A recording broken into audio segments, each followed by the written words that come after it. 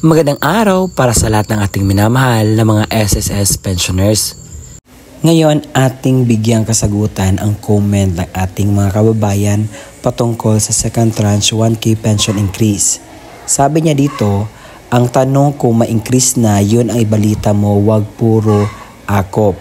At meron pang isa, wag na kayong umasa sa second tranche sa ngayon. Pasalamat tayo at naging presidente si Duterte, naiintindihan niya kayong mga senior. Kaya siya na lang ang pag-asa niyo pagbalik niya.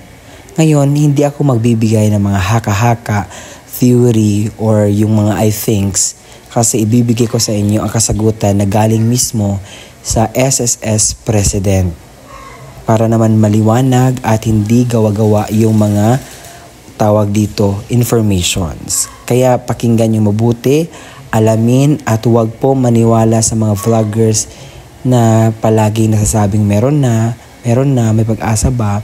Ito po ang ating kuna ng base kung masagutan natin katanungan kung may pag-asa bang mabigay ngayong 2025 ang second tranche 1K pension increase para sa lahat ng SSS pensioners. Ating pakinggan ang buong detalye para naman makuha natin at maliwanagan tayo. Ilan pang umaasa lang din sa monthly pension mula sa SSS na sana'y madagdagan din ang kanilang nakukuha sa ahensya.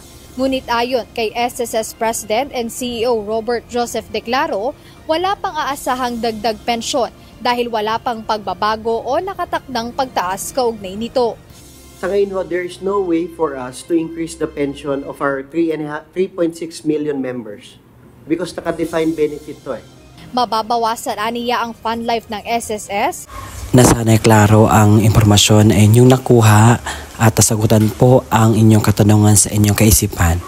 Maraming salamat po sa panonood. This is me, Ruel Mendoza Tanyo. Don't forget to subscribe my YouTube channel. Bye-bye!